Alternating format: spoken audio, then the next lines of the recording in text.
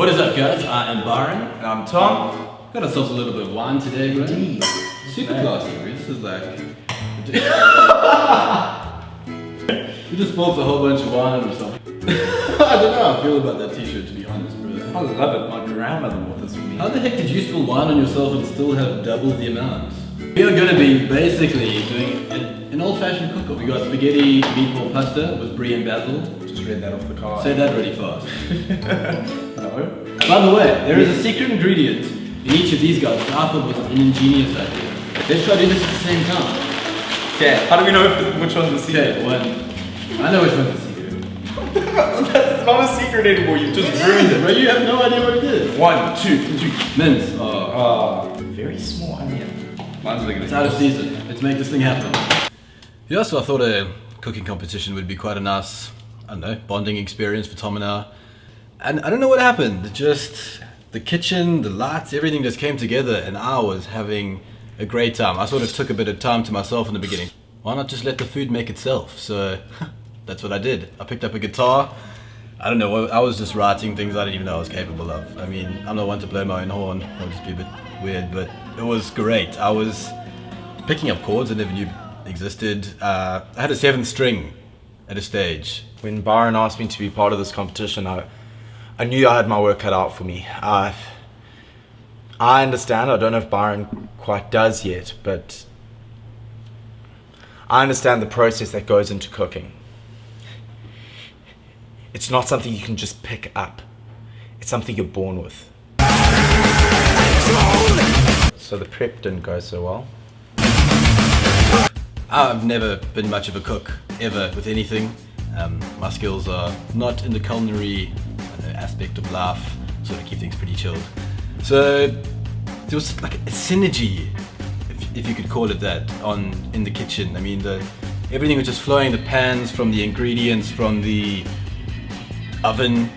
I mean, I've never even worked at oven before, and just, I don't know, it's almost like the manual was imprinted in me. I knew every button, I knew everything that was going on, and I just felt that I should just take a step back. Some people say I was born with a silver spoon in my mouth.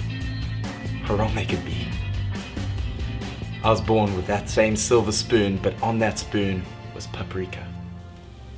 I think a common misperception of people is that when they look at a plate, they just see it as an object. It just holds their food. I guess I put my brain off and I just let my inner being just take over, and I just went for it. And I was quite happy with what I produced, to be honest. I think if it didn't taste great, it definitely would have won a couple of art competitions. When it came to those final seconds, I had one thing in my mind.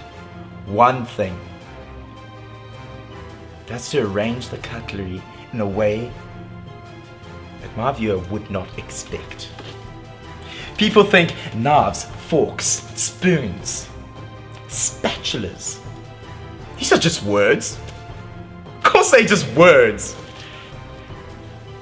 They are the utensil that brings you joy. I make that happen. Byron, Tom, this afternoon you were tasked with making Mama's magnificent meatballs. And now, you're going to breastfeed them to me. Let's see how you guys did.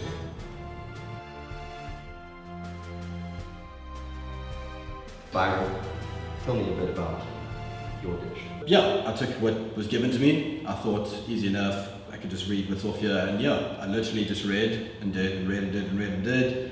And that's what I produced, so I'm pretty happy with it, I mean. Traditionalist approach.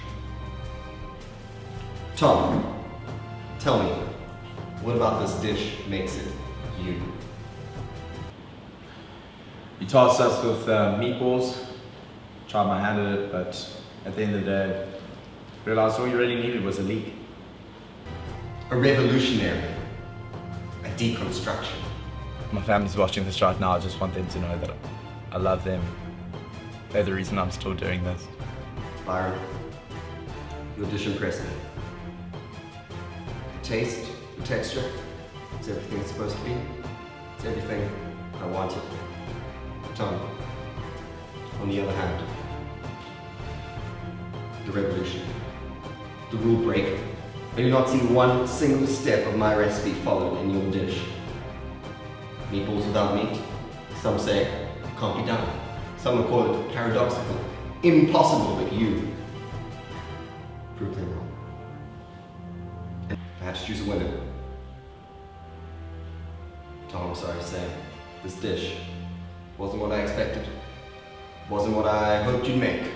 But sometimes we don't know what we want until we have it. Byron, I'm sorry, you're disqualified. Tom, you're the winner. Byron, give me your jacket and leave Hell's Kitchen.